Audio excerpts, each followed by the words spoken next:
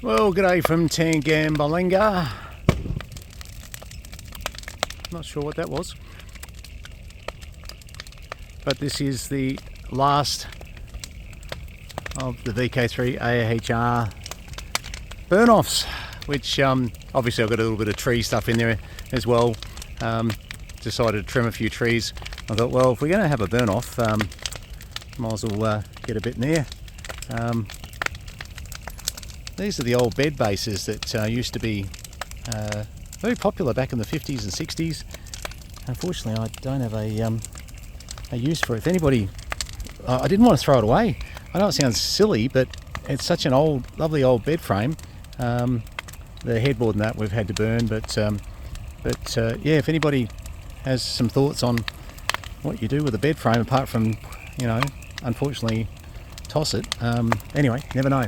Somebody might say, hey, hang on, I got an idea. We've been trying to put anything we can find of Ron's and obviously the remnants of Cass House into good hands if anybody can use different things. And the good news is a lot of people have benefited from sorry, I'm just walking on some stuff that's going to not be good. Hang on, walk over here. Yeah, a lot of stuff's really benefited a few families. So Kath especially wanted to thank some of the families. I think it's the other way around, but she's just really happy that people have been able to take some of the stuff and use it. And but certainly a bit of an update, I suppose.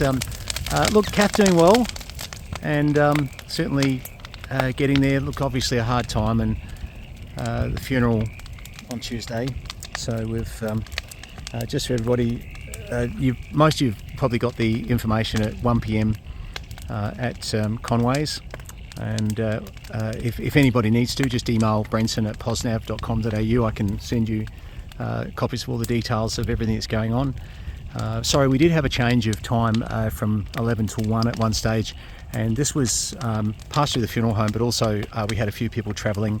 That it works, a little better to give them a bit more time. Instead of having to take accommodation, they can pretty much, get in, do the funeral, have a cup of tea with us all, and then sort of head back to their respective locations. Yeah, it worked out well. But yeah, apologies if you did hear 11 o'clock initially. That was the first time we got at the very early stages. But anyway, but yeah, just obviously looking forward to seeing everybody and to celebrate Ron's life. And it's always a bit of a we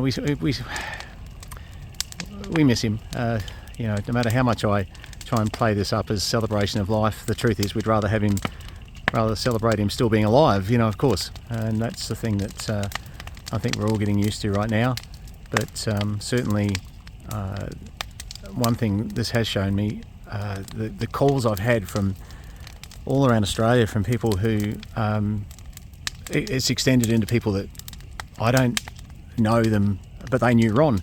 And I'm a lot of radio people, of course, but also sorry, I just dropped my light that's around my neck.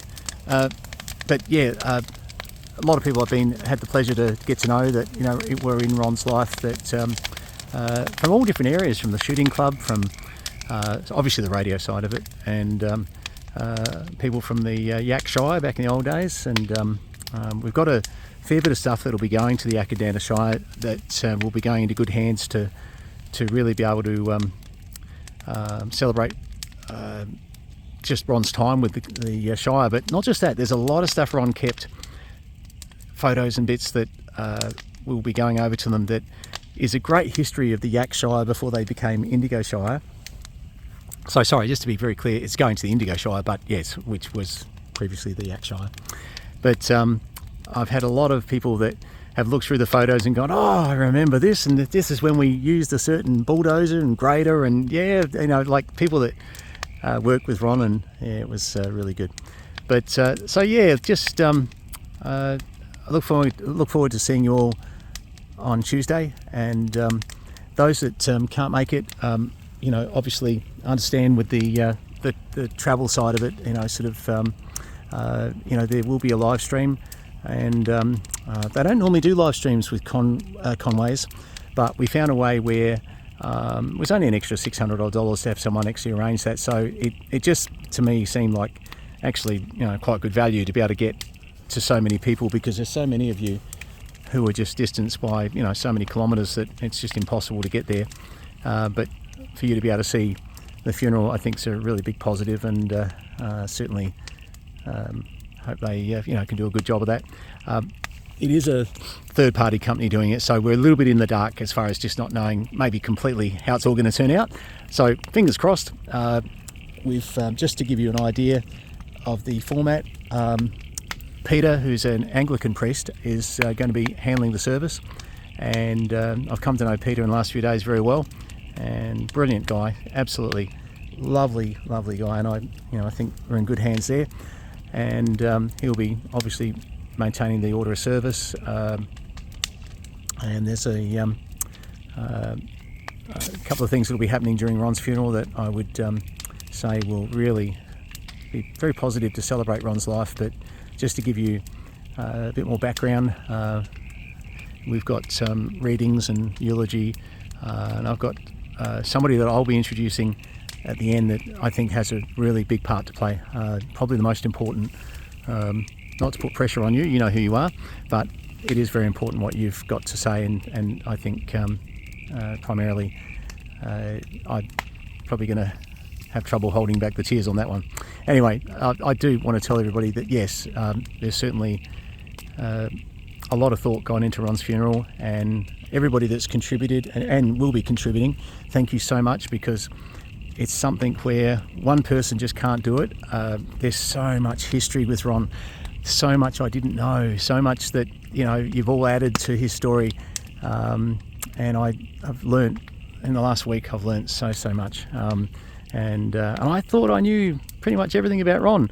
But no, there's a lot of stuff he was keeping from me. His shooting days, and I sort of knew about it. Don't get me wrong, but he never boasted. Like, he was a really good shooter. Like, and I suppose I started to learn that when I started finding trophies and bits and pieces. So yeah, look.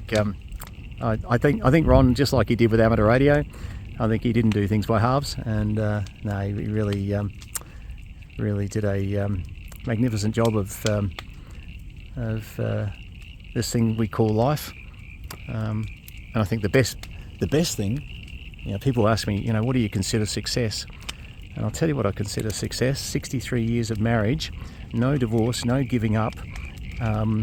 No one gets out alive. Sam always says that to me. No one gets out of this relationship alive. Great attitude. But the truth is, Ron and Kath for 63 years lived that. It was really 67 when you include the 4 years courting. So, we don't give that enough credit these days. Where people are pretty much trying out marriage for 12 months and going, oh no, that didn't really work for me, and let's try something else. I love the era that Kath and Ron come from, where you battle through, and when you have hard times, you keep pushing forward, and no, they're really good people. It's a great witness to Sam and I, and on just how we need to lead our lives, and to don't get me wrong, I'd be an absolute fool to ever think about anything else apart from Sam in my life. I can tell you now.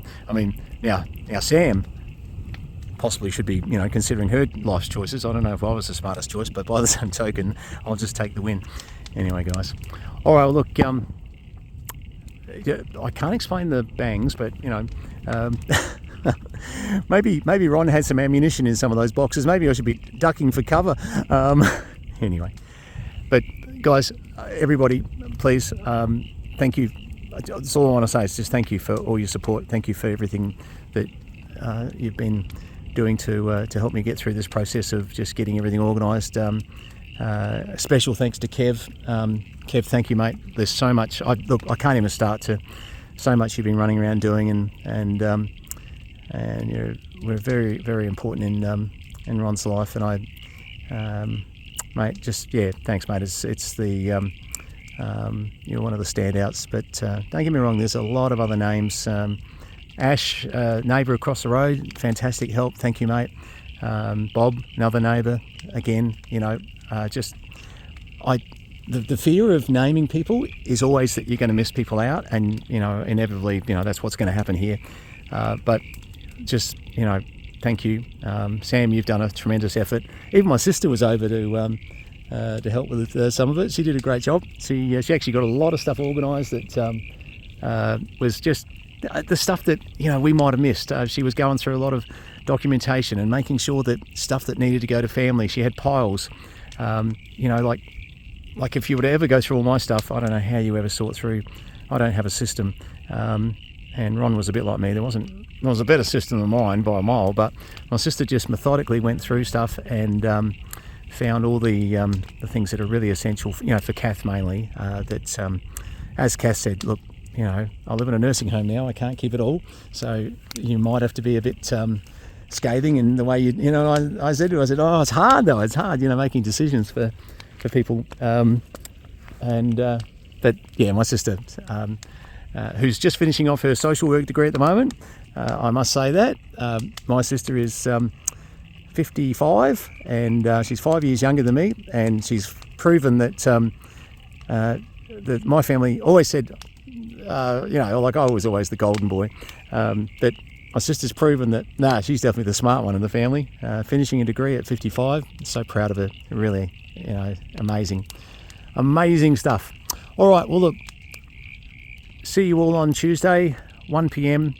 and so the funeral will probably last 40-45 minutes, and then we'll move over to the Wodonga Cemetery and expect it to be there for about probably another 30 minutes, probably a little bit less maybe, and then back to Conway's for cups of teas and a bit of a snack, and where everybody can just sort of get together and celebrate Ron's life. Thanks very much, guys. All the best. We'll see you Tuesday. Cheers, guys.